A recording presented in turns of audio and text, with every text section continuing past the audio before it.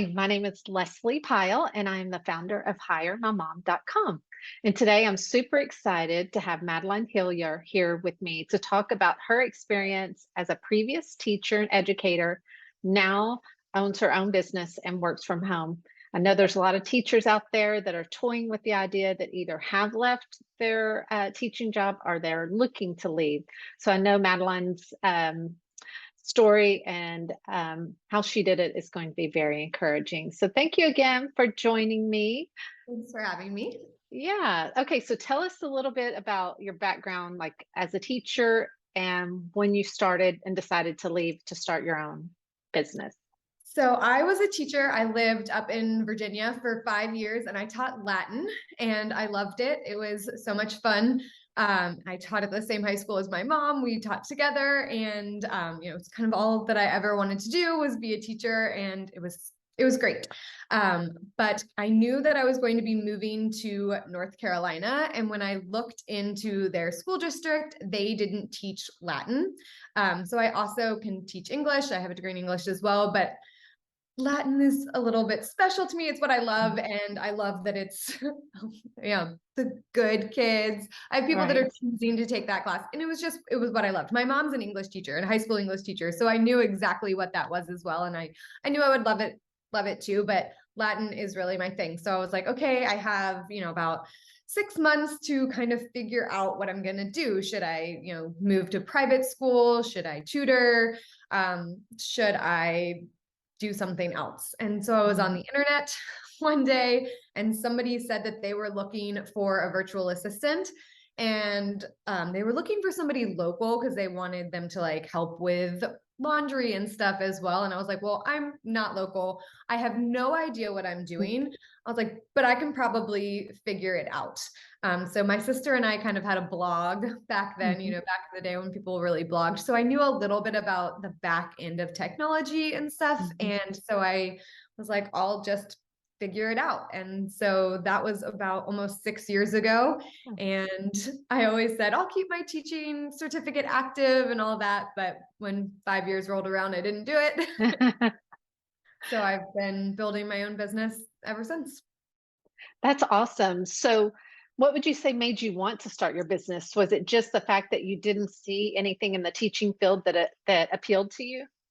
Yeah, I knew that I was going to need to make income somehow. Right. And I wanted to teach Latin. And if I couldn't teach Latin, I was like, well, maybe I can do something different. And honestly, I was like, I will, start as a VA and I can substitute teach, kind of get to know the school district and see how it is. And probably next year, once I'm settled in, I'll go back to teaching, either that be English or Latin. But by the time that first year kind of ended and rolled around, I think I substituted like 4 days. And I was like, this is great. And all I would do like during my free periods was like my own work. And I was like, I can see this scaling into something that I can work from anywhere, or I can, just run with it. Right. Yeah. And so you didn't have any previous business experience prior to starting your business. None, And zero. that's something that I want teachers to hear, because I think a lot of them are fearful that all they've done is teach and they don't think they have any skills that transfer well into the business world. But And you I have think, so many. right, you have so many, but I think one thing I'm hearing from you is you had a determination and you Yeah. just wanted to figure it out. And I think determination, people don't realize how powerful determination can be. When you have to make something work, it's like your only option, because I couldn't really go back. My education, like my certificate is in Latin. So I was going to have to go back to school and get my English certificate or whatever. So like I had to make it work. It was like either make this work or spend more money in school and training and all of that stuff. And so it was just like, figure it out. Hmm. Exactly. Okay, so there were things you didn't know, obviously, starting a Everything. business. I was there too at one time. So where did you go and how did you learn what you needed to know? Google. Like, I got my first client and she's like, well, how do you want me to pay you? And I'm like, hold on. Oh, like, okay. So I Yeah. found like a Google Doc template for an invoice because I knew I needed to like keep records. I'm so bad at math. So I was like, this is, I'm going to do my best to do all of my record keeping, have everything laid out so I'm not scrambling at the end of the year. I got, PayPal for business that they're just like, here, set up this account. I'm like, okay. And at that point I was like, or you can send me a check. And I didn't even have a business banking account or anything like that at first because I thought, I'll just have this one client. And as I kind of got more and more, I just Googled things and figured it out. And I still 6 years later have no idea what I'm doing half the time. I'm currently trying to switch my business because we just moved from Florida to Texas, and I'm just Googling it and emailing random people, and they'll tell you if you do it wrong. Trust me. Right. Yes. And that's, another very attractive quality is you're resourceful.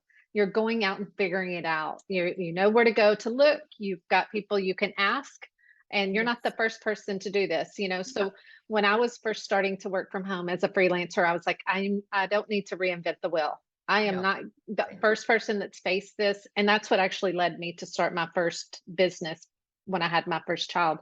And it was basically a website for moms to come together and learn from each other. But now you have, Facebook groups and obviously the internet or a wealth of information. And on Hire My Mom, we have so many blogs now over the years on things like this, like how do I start a business? What do I need to do? So I'll link those in the comments for people that are like, yeah, I have those questions too. So I'll link some of our blogs that will be helpful, but you can always Google it as well. Yeah. And that's so amazing to have a resource that you can go and trust as opposed to, like when I would Google something, I'd look at 10 different articles and try to figure out like which part I needed. So having one place to go is so helpful. Yes, I agree. Okay, so how did you manage? This is another question a lot of people have. How did you manage from going from a full-time job to starting your own business? Were you able just to not make money for a season, or did you have to make a certain amount? So I did both. I taught, and during my planning periods, if I had time, I would, do my virtual assistant work. And then in the evenings, I would do my virtual assistant work. And I kind of that way would know like, okay, so this is how much I'm making. If I find X amount more clients, then I can make up my teaching salary. The good thing about teaching, the bad thing about teaching is you're not making up that much, which sounds terrible. You're not replacing a, huge salary. huge salary, especially when you kind of can skimp and figure out for a while, like, okay, what exactly do I need to pay my bills?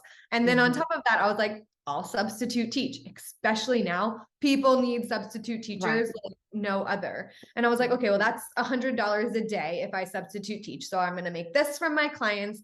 And like my goal for next month will be to, make 10% more or 20% more. And I would know how many days that I would need to sub. And again, a lot of times when you sub, they just stick you in there and you're watching a movie. So I could, bring a computer and do a little bit of my work that way.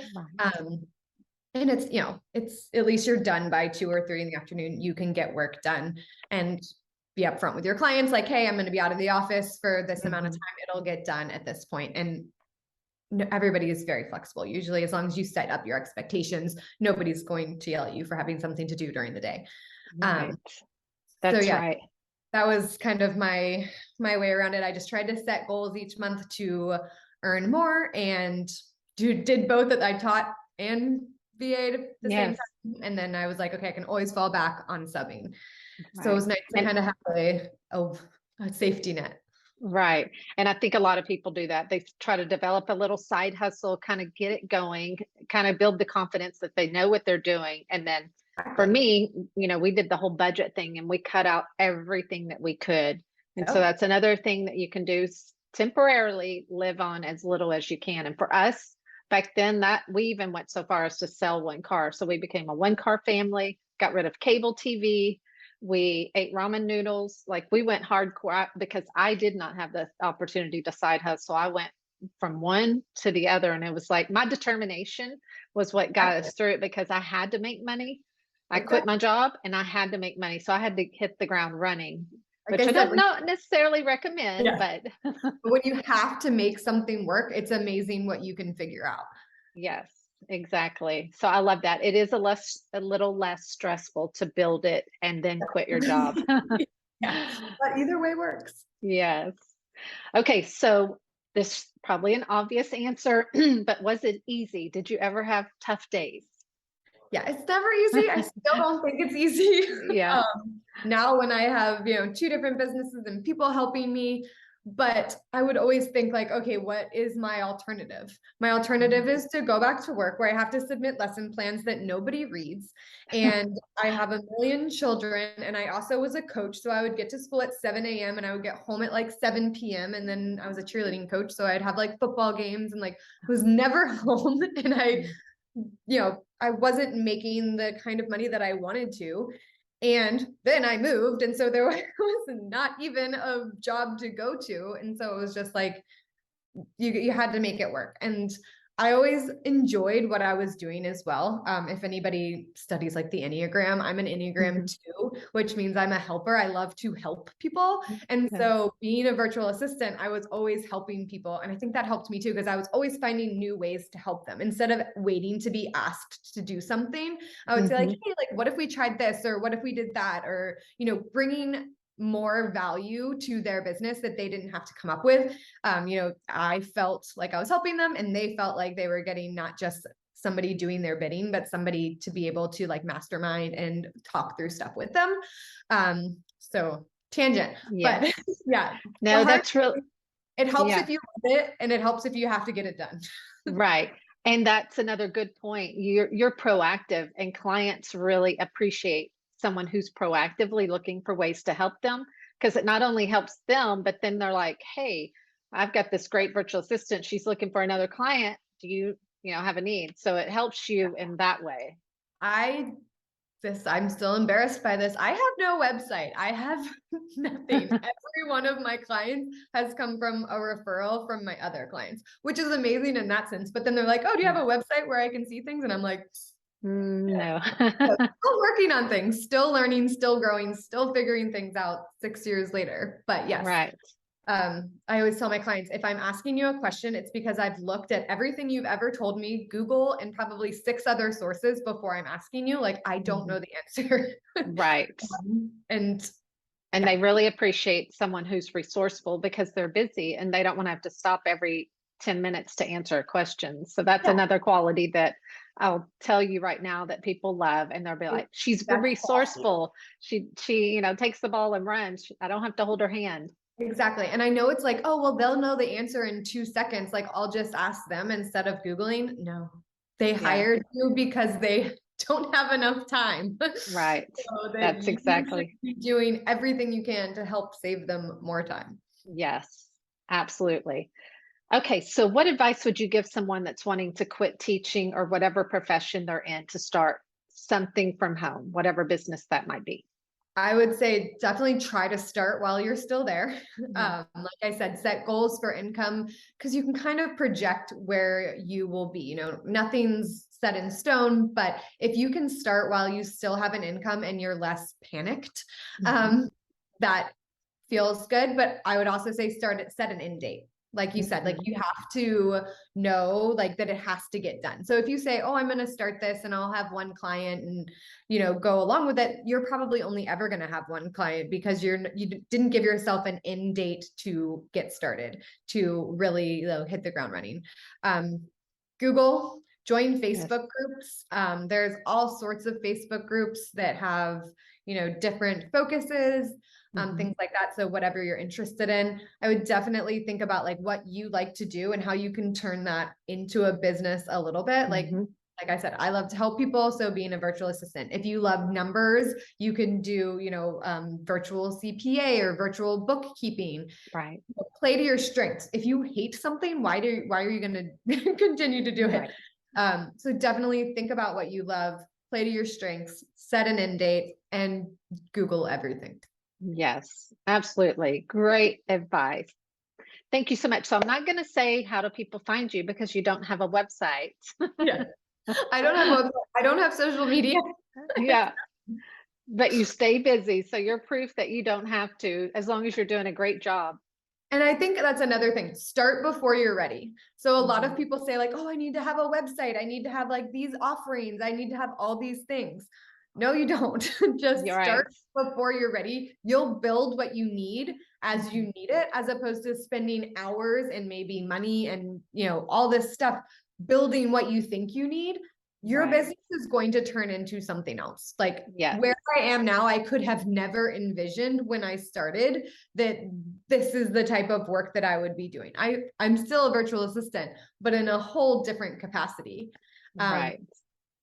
and also say like research like Etsy and selling digital content. That's another thing that people don't realize you can do really easily. Things that you can, if you are, artistic, like planners or any sort of things like that, decals and stuff that you can put on Etsy to sell, Mhm. or even teacher pay teacher. Is such an amazing resource. I know a lot of teachers that have started selling things there and then transitioned to selling their own courses or things like that on their own website because teacher pay teacher takes a big cut.